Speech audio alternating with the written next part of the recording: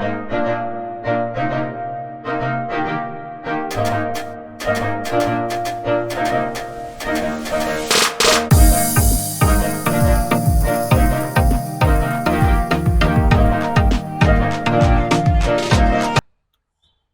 Guys, ഇപ്പൊ നമ്മൾ എവിടെ നിൽക്കണെന്നല്ലേ?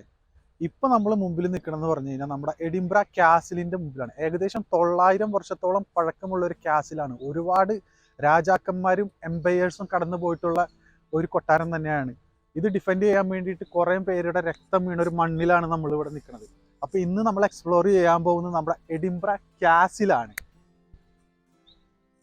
അപ്പോൾ ഗൈസ്, നമ്മൾ മലയൊക്കെ താണ്ടിയിട്ട് ഇവിടെ വന്ന് തിരികെയാണ് നമ്മുടെ എഡിൻബ്ര കാസിലിന് മുമ്പിൽ. പക്ഷെ നമുക്ക് ടിക്കറ്റ് കിട്ടിയില്ല ഗൈസ്.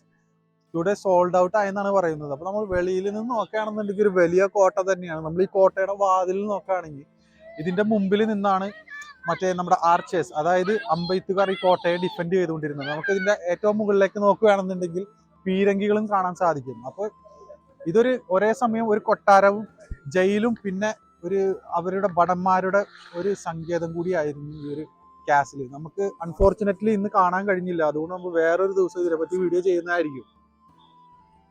അപ്പോൾ ഗൈസ്, നമ്മൾ നമ്മുടെ എഡിൻബ്ര കാസിൽ കാണാനായിട്ട് പോയെങ്കിലും കാണാൻ പറ്റിയില്ല. ടിക്കറ്റ് സോൾഡ് ഔട്ട് ആയി പോയി. കൂടാതെ ഇവിടെ നല്ല മഴയുള്ള ദിവസമാണ്. പക്ഷെ എന്നാലും നമ്മൾ വേറെ എന്തെങ്കിലുമൊക്കെ കാണണ്ടേ? അപ്പോൾ അതുകൊണ്ട് നമ്മൾ നാഷണൽ മ്യൂസിയം ഓഫ് സ്കോട്ട്ലാൻഡിലേക്കാണ് പോണത്. അപ്പോൾ അത് കണ്ടു കഴിഞ്ഞിട്ടാണ് നമ്മൾ ഇനി തിരിച്ച് വീട്ടിലേക്ക് പോകണുള്ളൂ. കൂടാതെ നമ്മുടെ പോണ വഴിക്കുള്ള ചാലഞ്ചസ് ഒക്കെ എന്താണെന്ന് നമുക്ക് നോക്കാം. ഇവിടെ നമുക്ക് എൻട്രി ചെയ്യാനായിട്ട് ടിക്കറ്റ് ഒന്നും തന്നെ ആവശ്യമില്ല, ഫ്രീ ആണ്. അതുകൊണ്ട് നമുക്ക് ഇതിൻ്റെ അകത്തേക്ക് കയറിയിട്ട് ഫ്രീ ആയിട്ട് എല്ലായിടത്തും കയറി കാഴ്ചകളൊക്കെ കാണാവുന്നതാണ്. നമ്മൾ അങ്ങോട്ടൊന്നും നടന്നുകൊണ്ടിരിക്കുന്നത് വലിയ തിരക്കൊന്നും കാണുന്നില്ല. എന്നാലും നമുക്ക് എന്തൊക്കെയാ ഉള്ളതെന്ന് നോക്കാം. അപ്പോൾ നമ്മൾ അകത്തോട്ട് കയറിയപ്പോൾ വിചാരിച്ച പോലെ ഒന്നും അല്ല പറഞ്ഞിട്ട്, നല്ല അടിപൊളി വൈബാണ്. പുറത്തേക്കാളും കൂടുതൽ തിരക്കകത്തുണ്ടായിരുന്നു, നിറച്ച ആൾക്കാരായിരുന്നു. പിന്നെ നമ്മൾ പണ്ട് കാലത്ത് ഉപയോഗിച്ചിരുന്ന ഒരുപാട് ഉപകരണങ്ങൾ ഇവിടെ പ്രിസർവ് ചെയ്ത് വെച്ചിരുന്നു. അതിലൊന്നാണ് ഈ കൽക്കരി കൊണ്ട് ഓടിക്കൊണ്ടിരുന്ന പണ്ടത്തെ ഒരു ട്രെയിൻ. അതിവിടെ ഡിസ്പ്ലേക്ക് വെച്ചു. പിന്നെ നമ്മൾ കുറച്ചുകൂടി നീങ്ങിയപ്പോൾ പണ്ട് കാലത്ത് ഉപയോഗിച്ചിരുന്ന നമ്മുടെ ക്ലാസിക് ഒരു കാർ ഇവിടെ ഡിസ്പ്ലേക്ക് വെച്ചിട്ടുണ്ട്. അതും വലിയൊരു നല്ല കാണാൻ പറ്റിയൊരു കാഴ്ച തന്നെയാണ് കേട്ടോ. ഇതിവിടെ പണ്ട് കാലത്ത് ഉണ്ടായിരുന്ന ഒരു കമ്പനി മാനുഫാക്ചർ ചെയ്തൊരു വണ്ടിയാണ്. പിന്നീട് അവിടെ അവർ നിർത്തിപ്പോയി. അതുകൊണ്ട് ഇപ്പോൾ ഈ കമ്പനി നിലവിലില്ല. അതുകൊണ്ട് തന്നെ അവരത് പ്രിസർവ് ചെയ്ത് വെച്ചിരിക്കുകയാണ് അതിൻ്റെ ഒരു ഓർമ്മയ്ക്കായിട്ട്. അങ്ങനെ ഒരുപാട് കാഴ്ചകൾ ഇവിടെ ഉണ്ട്.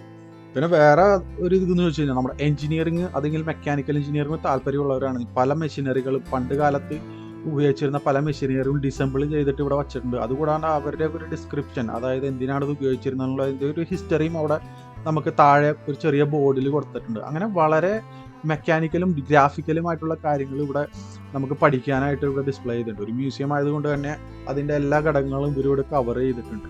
നമ്മുടെ ഇവിടെ ഒരു വലിയ മാസീവായിട്ടുള്ള ഒരു സ്കള്ള് വെച്ചിട്ടുണ്ട്. ഈ സ്കള്ള് എന്ന് പറയുന്നത് വേറെ ഒന്നുമല്ല, ഒരു വലിയൊരു വേലിൻ്റെ സ്കള്ളാണ് ഇവിടെ ഒരു ഡിസ്പ്ലേക്ക് വെച്ചിരിക്കുന്നത്. അതായത് ഒരു കടലിലെ തീരത്ത് വന്നടിഞ്ഞ ഒരു മരണപ്പെട്ട ഒരു വേലിൻ്റെ സ്കള്ള് ഇവരിവിടെ പ്രിസർവ് ചെയ്ത് വെച്ചിരിക്കുന്നു. വളരെ മാസീവായിട്ടുള്ളൊരു സംഭവം തന്നെയാണ്. നമ്മൾ കണ്ടു കഴിഞ്ഞാൽ നമുക്ക് അതിശയം തോന്നിപ്പോകും. എന്ത് വലിയതാണെന്ന് നമുക്ക് മനസ്സിലാവും. വേലിനെ ഇതിനു മുമ്പിൽ കണ്ടിട്ടില്ലാത്ത ആൾക്കാരാണെന്നുണ്ടെങ്കിൽ നമുക്കിത് കാണുമ്പോൾ മനസ്സിലാവും അതിൻ്റെ വലിപ്പം എത്രത്തോളമാണ് ഉള്ളത്. പിന്നെ വേറൊരു സംഭവം എന്ന് വെച്ചാൽ നമ്മുടെ വേൾഡിലെ ഫസ്റ്റ് ഗൈറോപ്ലെയിൻ, അതായത് 1934 ഡേവിഡ് കെ എന്ന് പറഞ്ഞ ഒരു വ്യക്തിയാണ് ഇത് നിർമ്മിച്ചത്. ഇതിൻ്റെ ഒരു പ്രത്യേകത എന്താ വെച്ച് കഴിഞ്ഞാൽ ടോപ്പിലൊരു ഫാൻ ഉണ്ട്. നമ്മൾ ഹെലികോപ്റ്ററൊക്കെ ഉണ്ടല്ലോ, അതുപോലത്തെ ടോപ്പിലൊരു ഫാനുള്ളൊരു പ്ലെയിനാണ്. പിന്നെ അത് കൂടാതെ ഇതിന് മുമ്പിലായിട്ട് ഒരു ചെറിയൊരു റോട്ടർ കൂടിയുണ്ട്. അപ്പോൾ നമ്മുടെ ഈ ഫ്ലൈറ്റൊക്കെ അഡ്വാൻസ്ഡ് ആയിട്ട് കൊണ്ട ഒരു കാലഘട്ടത്തിലാണ് ഇയാൾ ഇത് കണ്ടുപിടിച്ചത്. അതുകൊണ്ട് തന്നെ ഇതിന് ചരിത്ര പ്രാധാന്യം വളരെ അധികമാണ്. അതുകൊണ്ട് ഇവരിവിടെ ഡിസ്പ്ലേ ചെയ്തിരിക്കുകയാണ്. നമ്മൾ ഇന്ന് കാണുന്ന ആധുനികമായ കാലത്ത് കാണുന്ന പോലത്തെ അഡ്വാൻസ്ഡ് പ്ലെയിനിലേക്കൊക്കെ ഒരു കോൺട്രിബ്യൂട്ടിങ് ഫാക്ടർ തന്നെയാണ് ഈ ടെക്നോളജി കാഴ്ചവെച്ചത്. നമ്മൾ പിന്നെ വേറെ സെക്ഷനിലേക്ക് വന്നപ്പോൾ നമ്മുടെ പണ്ട് കാലത്ത് തണുപ്പിൽ നിന്ന് രക്ഷ നേടാനായിട്ട് അവിടെ മലയോരങ്ങളിലൊക്കെ പ്രദേശങ്ങളിൽ താമസിച്ചിരുന്ന ആൾക്കാർ ധരിച്ചിരുന്ന ഒരു വസ്ത്രമാണ്, ട്രഡീഷണൽ ആയിട്ടുള്ള ഒരു വസ്ത്രമാണ്. നമ്മുടെ ഈ തോലുകൊണ്ടൊക്കെ നിർമ്മിച്ചിട്ടുള്ള ഒരു സംഭവം കൊണ്ടാണ് ഇത് ഉണ്ടാക്കിയിട്ടുള്ളത്. അപ്പോൾ അത് ഇവിടെ പ്രിസർവ് ചെയ്ത് വെച്ചിരിക്കുകയാണ് നമ്മുടെ ഷൂസ്. പിന്നെ അതുകൂടാണ്ട് ചൈനയിലെ ടെമ്പിളുകളിൽ നമ്മൾ കാണാൻ സാധിക്കുന്ന പോലെയുള്ള ആ ഒരു മാതൃകയിൽ ഇവിടെ നിർമ്മിച്ച് വെച്ചിട്ടുണ്ട്. അങ്ങനെ ഒരുപാട് സംഭവങ്ങൾ കാണാൻ പറ്റുന്നുണ്ട്. നമുക്ക് പിക്ചറൊക്കെ എടുക്കാൻ പറ്റിയ അടിപൊളി സംഭവം തന്നെയാണ്.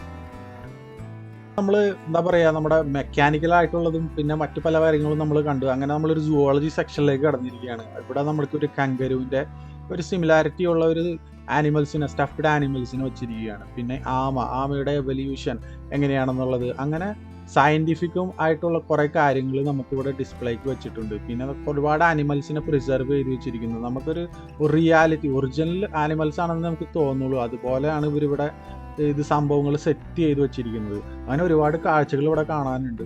നമ്മുടെ ഈ ഗ്ലാസ്ഗോ, എഡിംബ്ര എന്ന് പറയുന്നതാണ് നമ്മുടെ സ്കോട്ട്ലാൻഡിൻ്റെ മെയിൻ സിറ്റികൾ എന്ന് പറയുന്നത്. അതിൽ എഡിംബ്രയിലാണ് ഇതുള്ളത്. പിന്നെ നമ്മുടെ എഡിംബ്ര കാസിൽ നമ്മൾ നേരത്തെ പോയിട്ട് കാണാൻ കഴിഞ്ഞില്ല.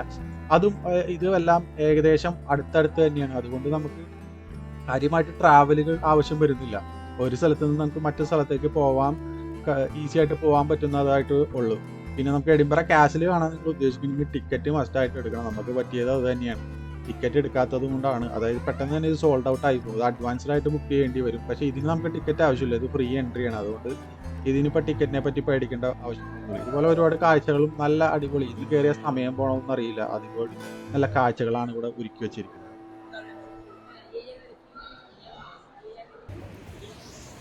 അപ്പോൾ നമ്മുടെ മ്യൂസിയം ഒക്കെ നമ്മൾ കണ്ടു കഴിഞ്ഞ് ഇറങ്ങിയിരിക്കുകയാണ്. അപ്പോൾ ഇന്നത്തേക്ക് നമ്മൾ വൈൻഡപ്പ് ചെയ്യാണ്. മഴയൊക്കെ ഏകദേശം മാറി വന്നിട്ടുണ്ട്. അപ്പോൾ ഇനി തിരിച്ച് വീട്ടിലേക്ക് പോകാനുള്ള പരിപാടികളിലാണ്. ഇനി ഒരു ദിവസം നമ്മൾ ഗ്ലാസ്ഗോ കവർ ചെയ്യുന്നതായിരിക്കും. ഇപ്രാവശ്യം എഡിംബ്ര ആയിരുന്നു, ഗ്ലാസ്ഗോയിൽ പോകണം എന്നൊക്കെ ഉണ്ടായിരുന്നു. എന്നാലും വണ്ടിക്ക് ചെറിയൊരു പണി കിട്ടിയതുകൊണ്ട് റിസ്ക് എടുക്കുന്നില്ല. അപ്പോൾ നമുക്ക് അടുത്ത വീഡിയോയിൽ കാണുന്നവരേക്കും ബൈ.